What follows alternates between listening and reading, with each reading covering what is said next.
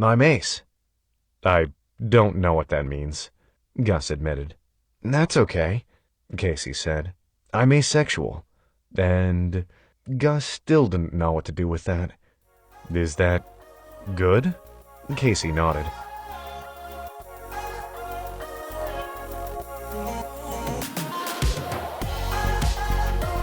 Welcome to the Klunatics podcast. I'm Kurt Graves. You know, when we started to work on this series, I was planning for the podcast to have a really simple format.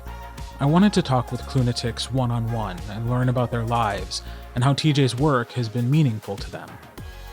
And so I got TJ's permission, and then I reached out to Mia Sciberras, one of the Klunatic Facebook group admins, because I wanted to make sure that the podcast stayed true to the spirit of the group she had helped create. She was excited and sent me a list of episode ideas. These were not simple episode ideas. These were documentary-style, in-depth examinations of topics and themes that spanned the entirety of TJ's work. And at the top of that list was a description of today's episode. And I knew we had to do it. It would be a disservice to the Klunatics to do any less. And so, if you're enjoying the podcast in its current form, blame Mia.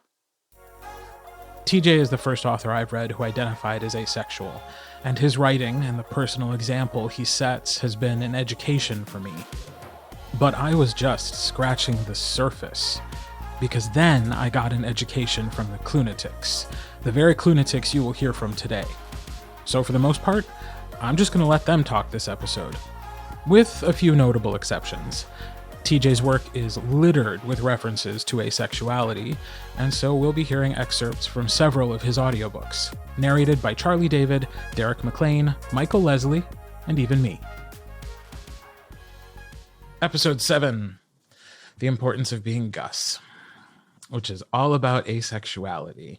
Hooray! Yeah, this has been really interesting for me to talk to so many people who really have discovered this huge part of themselves because of your books. But specifically, it's How to Be a Normal Person that seems to have triggered an awakening for so many people. Here's producer and ruiner of perfectly good ideas that would have been fine and a lot less work, Mia Sciberras, followed by Tanya and Elaine, who we've met in previous episodes, and then James and Amy, who will introduce themselves later in this episode.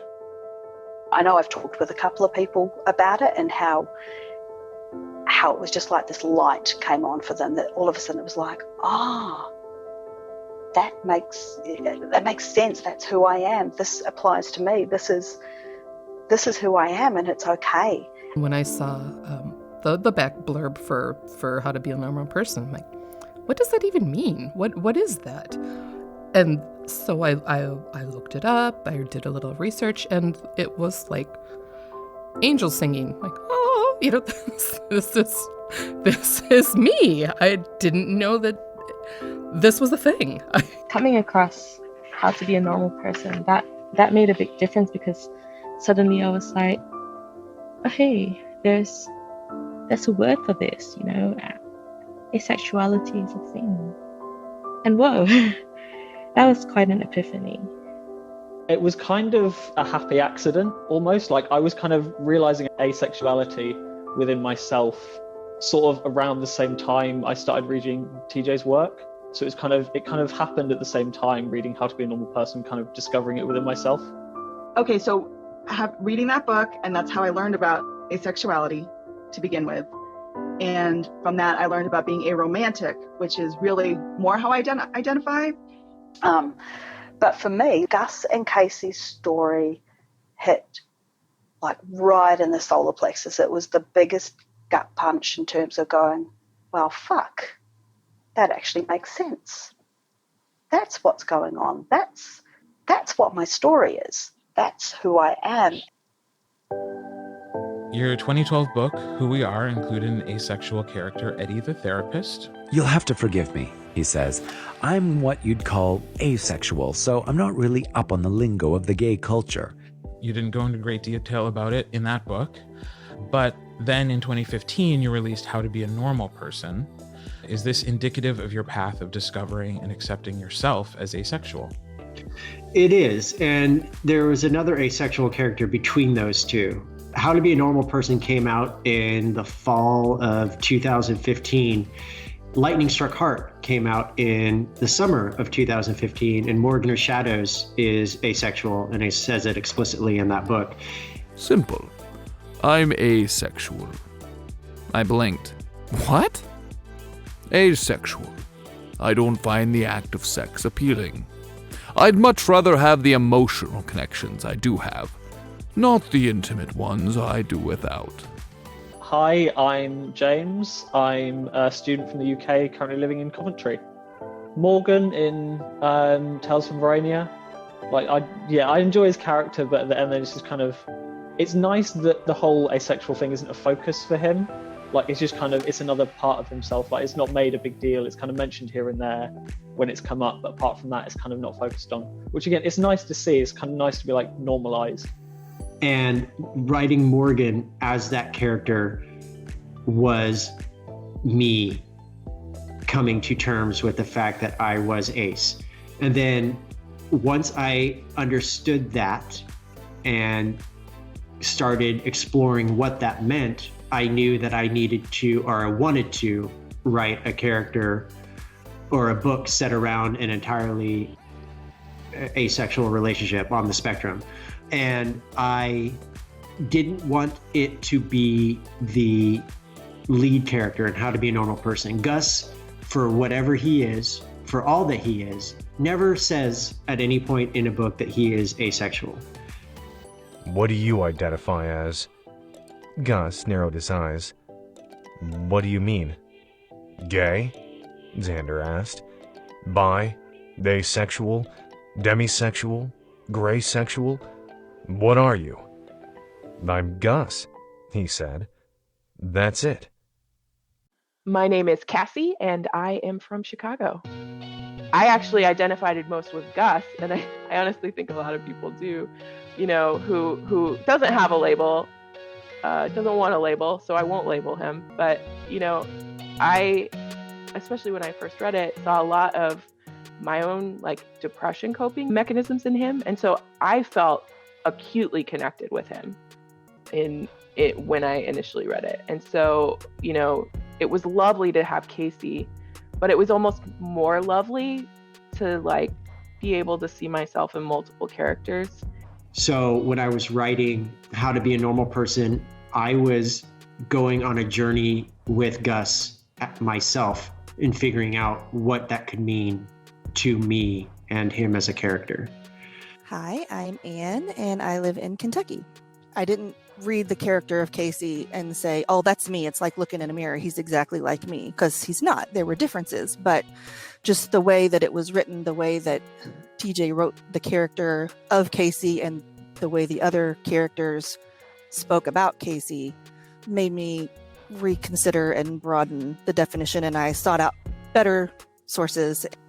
What I loved most about that book, and this could just turn into a conversation about how much I love How to Be a Normal Person, but I think it was the way that TJ educates you through the education of Gus, and the way that Gus embraces and goes, okay, that's fine. There's nothing wrong with this. This is actually just a thing, and it kind of possibly applies to me as well. I don't care. This is just who I am, and this is me. I don't have a problem with it. And if anybody has a problem with it, that's actually their problem and not my problem. There was no expectation from me as a reader, from the author, as TJ wrote the book, from the other characters in the book, that the asexual needed to change something to be involved in the relationship, which was really lovely and refreshing.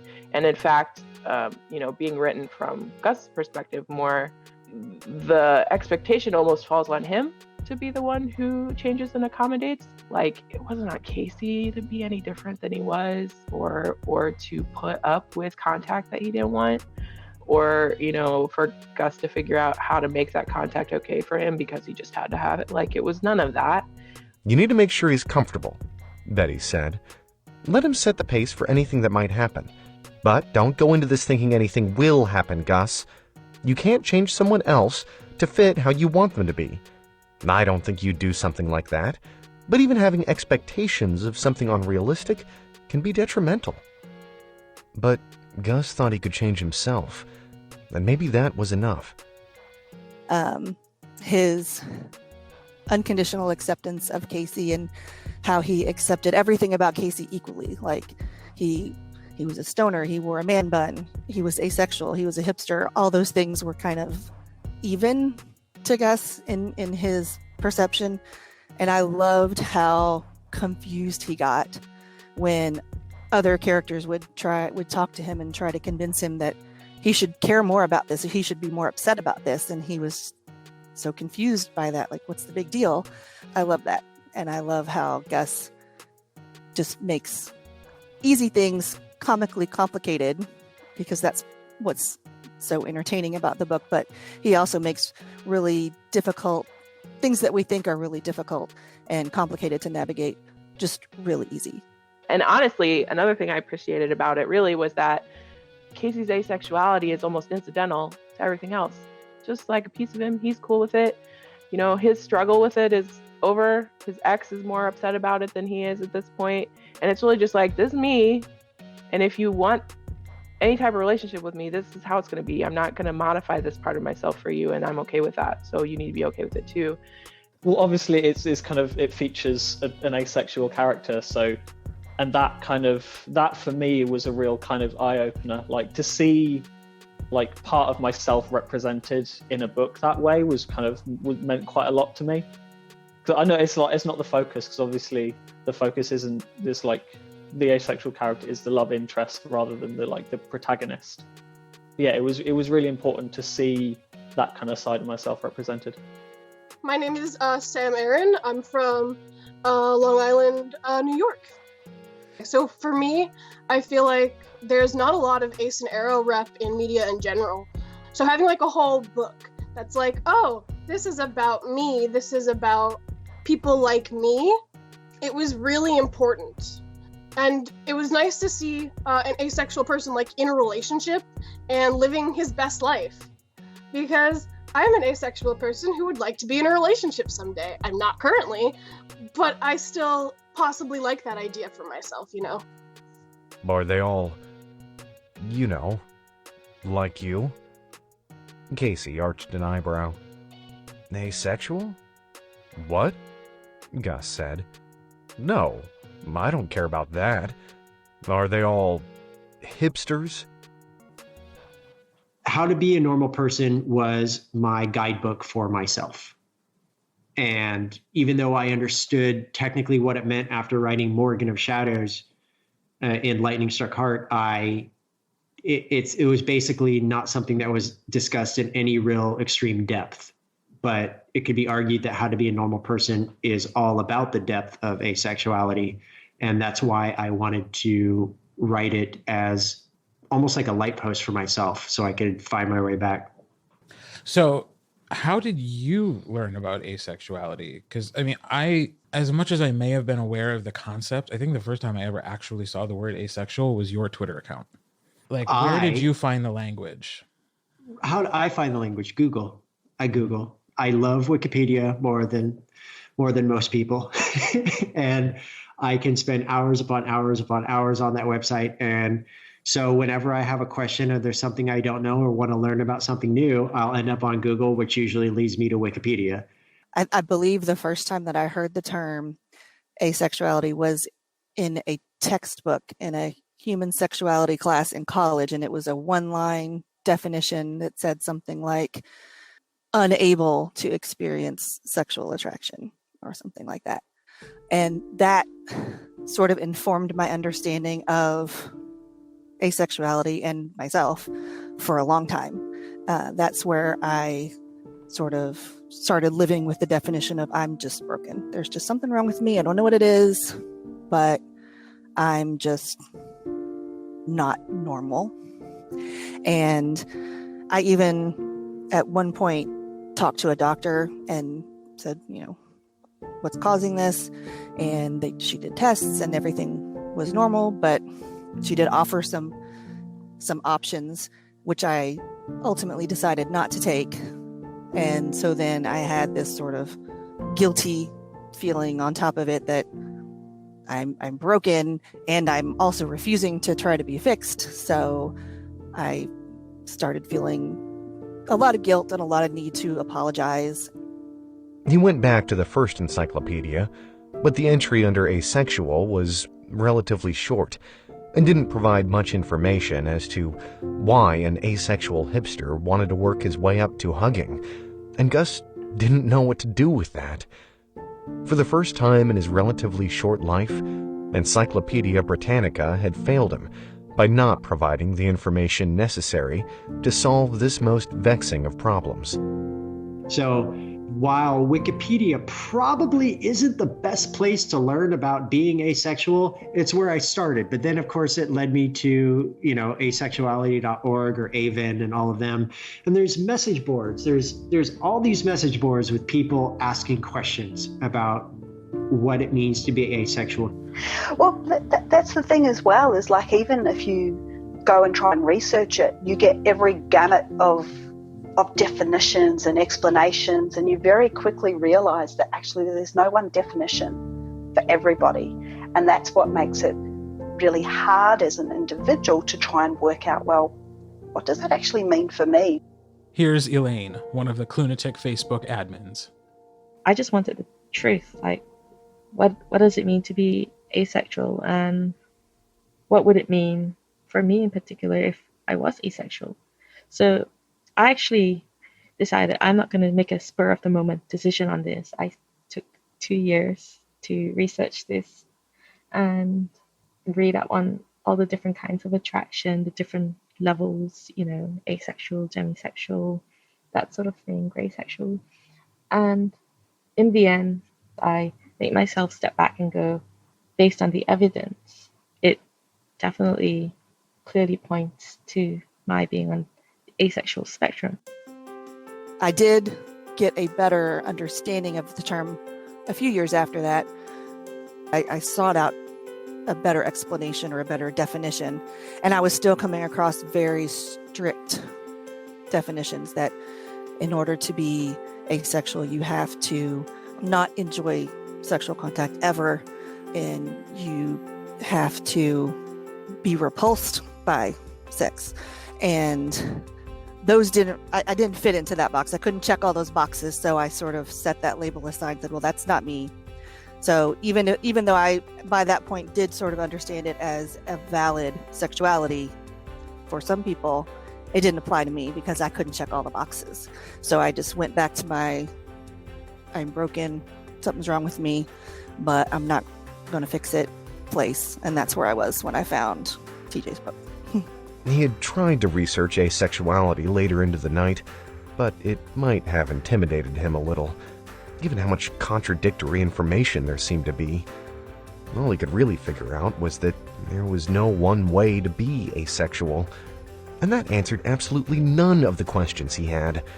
Can you be an asexual person and still have sex? Of course you can. Can you be an asexual person and be sexually repulsed? Of course you can. Can you have sex a lot? Yep. Can you have no sex at all? Sure, that's totally fine.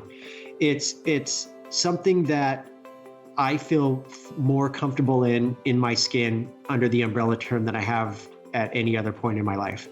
So for me, asexuality is really kind of textbook. For me, it's a lack of sexual attraction. Like, I don't feel sexual attraction towards other people. I never have, and I probably don't think I ever will. I don't really see that changing. I don't have issues with other people having sex, like, go live your lives, do wonderful things. But myself having sex, just, no thanks, I'm good.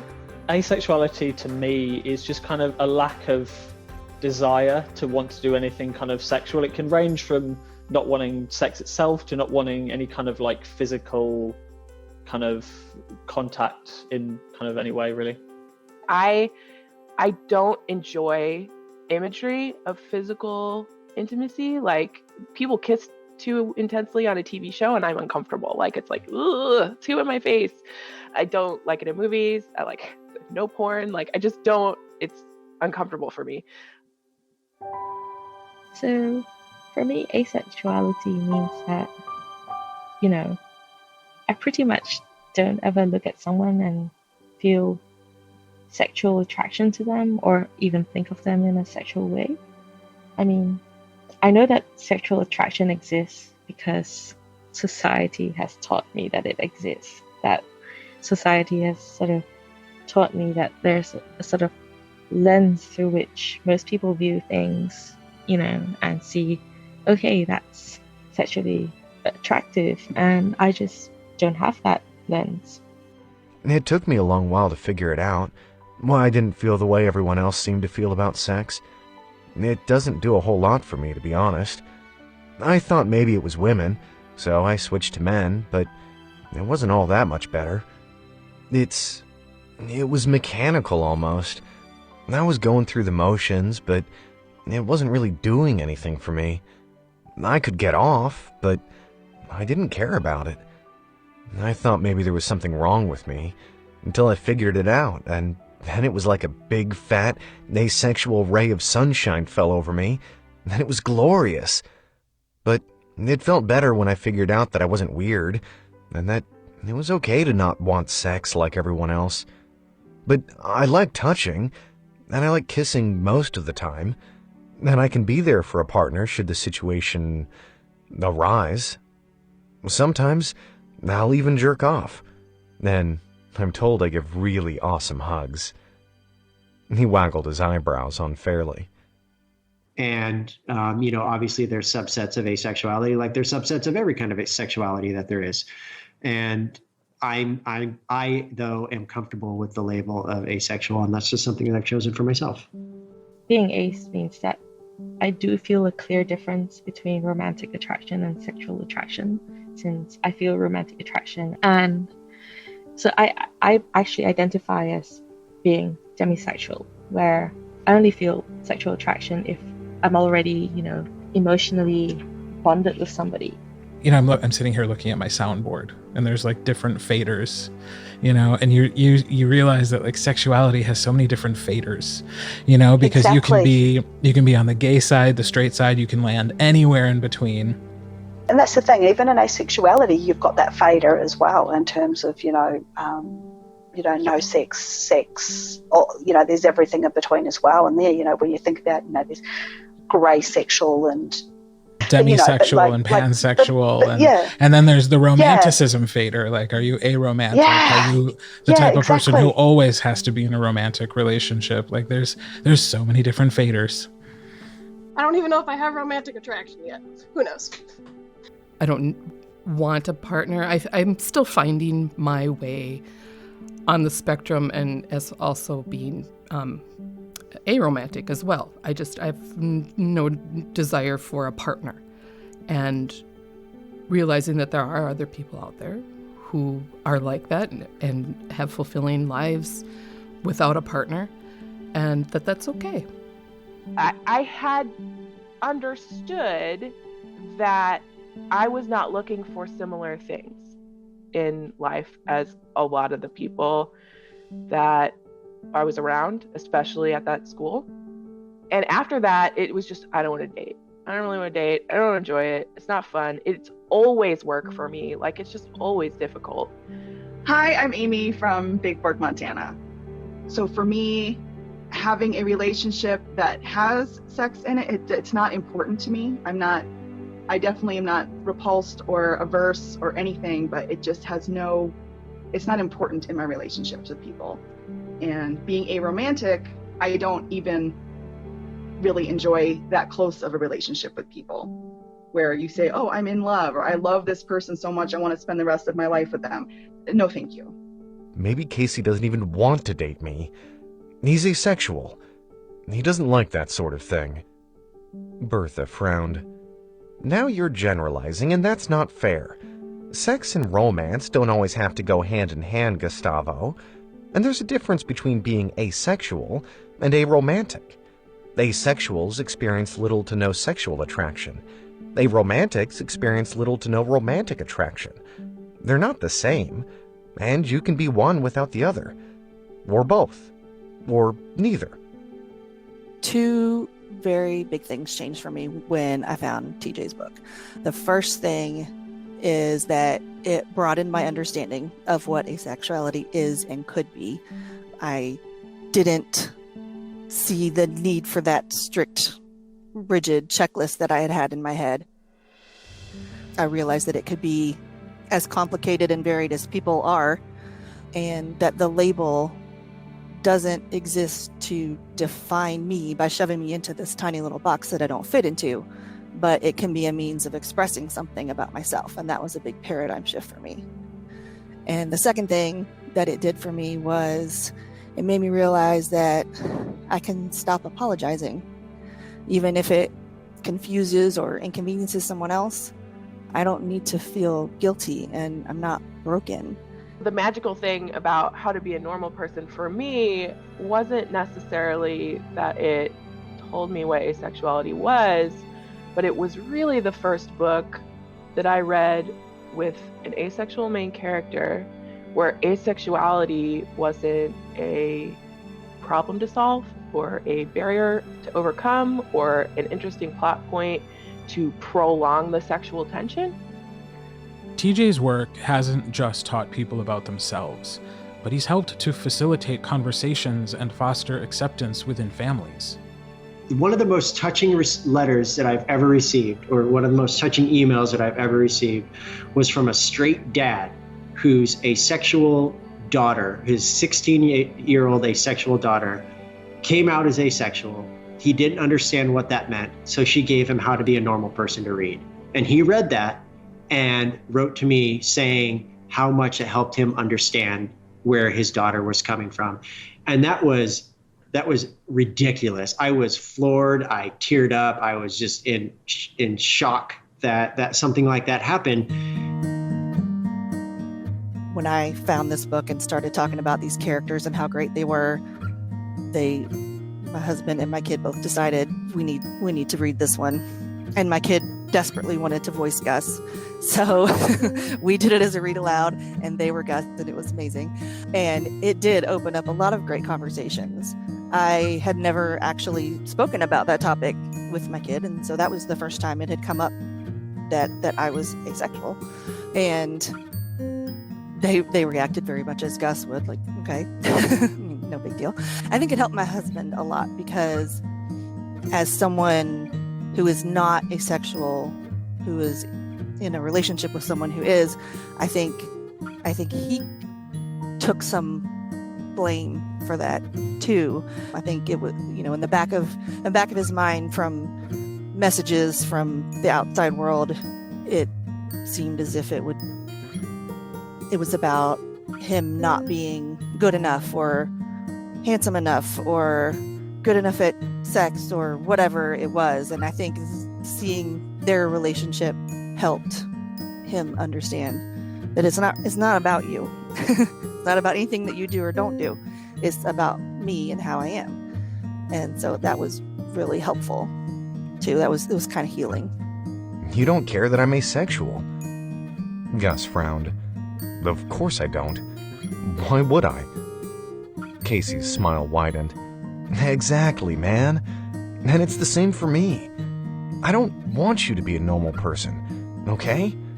Or if that's what you want, that's okay too. I just want you to have what makes you happy, Gus. And that's what matters most. How to Be a Normal Person is the book that I've given away the most. Like dozens of copies, physical copies. Like it's handed out like candy. I even gave my mum a copy. She loved it.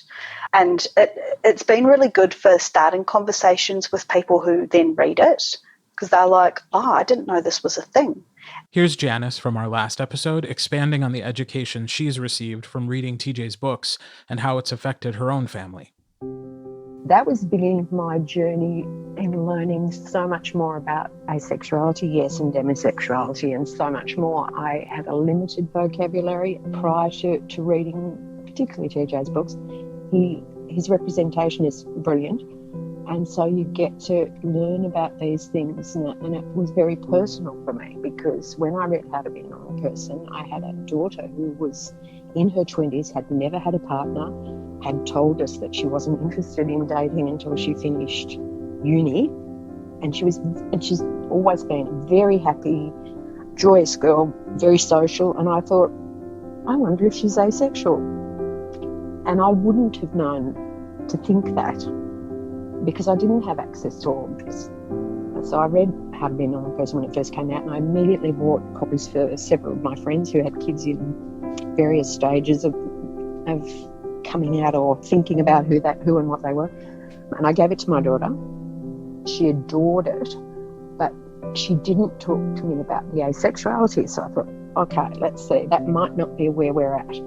And as it turns out, she's demisexual, and she met someone and they were great friends, and gradually it was like watching Josie and Cuban, just this gorgeous, slightly nervous, gently coming together of two gorgeous girls, and they're madly in love now. So How to Be a Normal Person was a really good resource for me to sort of start with. And when I later shared about being asexual with some of my close friends, I pointed them to How to Be a Normal Person because I felt that it illustrates quite well what it means to be ace and how it differentiates between asexuality and being aromantic, because those are two things that often get conflated. And one of my friends, when I told her about my being asexual and that How to Be a Normal Person had helped me work this out, she actually went out and bought the book immediately and read it just so that she could teach herself, educate herself, and be a good supportive friend. And that really touched me when I heard that. The fact that he's already told you of his asexuality also shows how comfortable he is with you, Bertha said. We knew a lovely asexual woman back in the 90s who told us only after we'd known her for close to a year.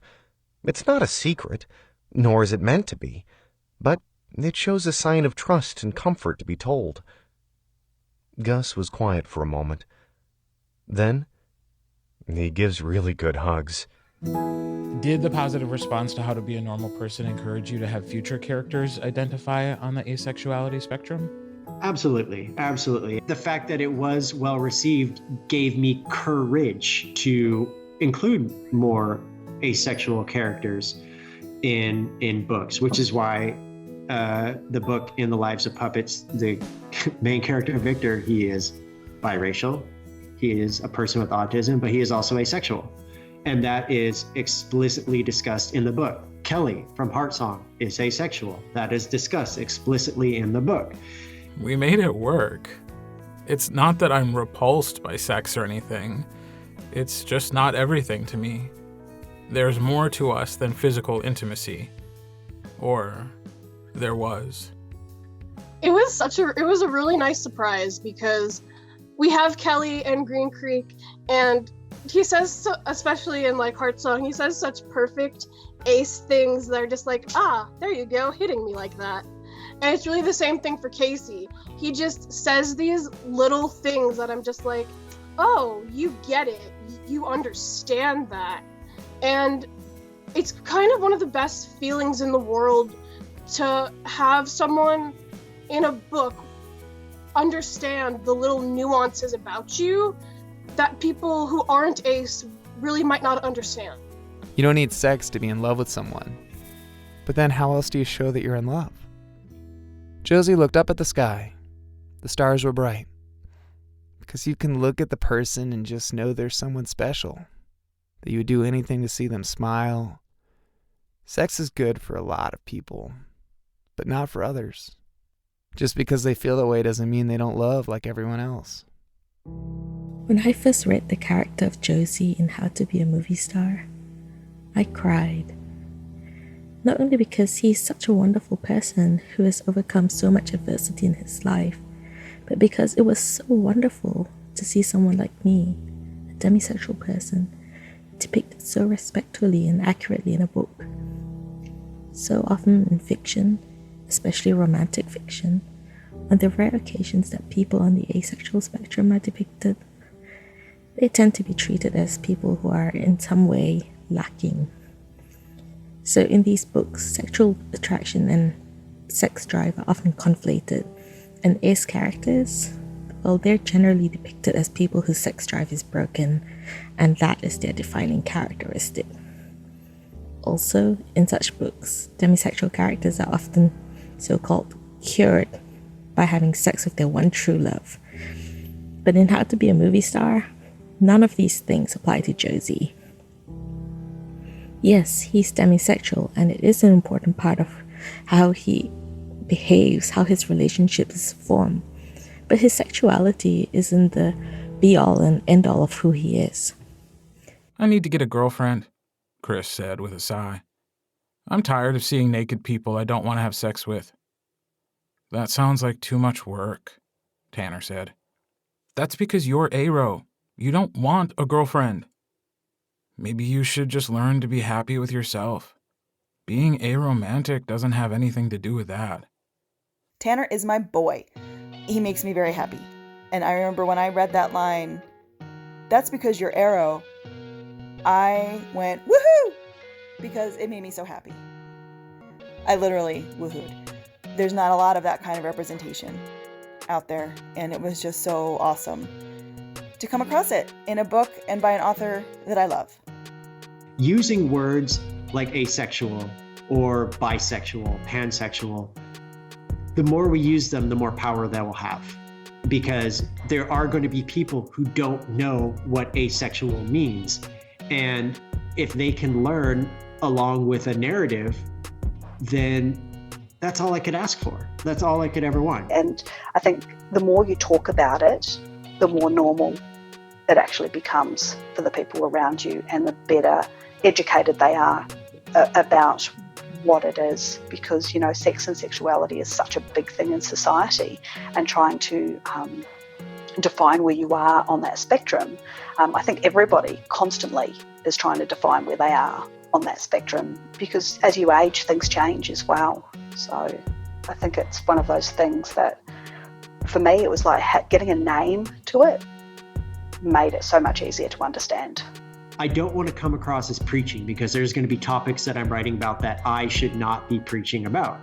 That shouldn't sound like I'm preaching. But when it comes to topics that are about like asexuality and stuff like that, I still want to teach people, but to do so in an entertaining way, so it doesn't come across like I'm just copying and pasting Wikipedia. That sounds nice, Casey said. But I'm asexual, Xander and Serge are gay, and Hosea is demisexual. I don't know what any of that means, Margot Montana said. Demi means half, Mrs. Von Patterson said, sounding very proud of herself. He's half-sexual, bisexual. He likes men and busty women like myself. Not even close, Casey said. Have a good day. One of the things I like about, I guess, the How to Be series is that it's a very gentle but effective way of educating people about the fact that, you know, even asexuality is nuanced.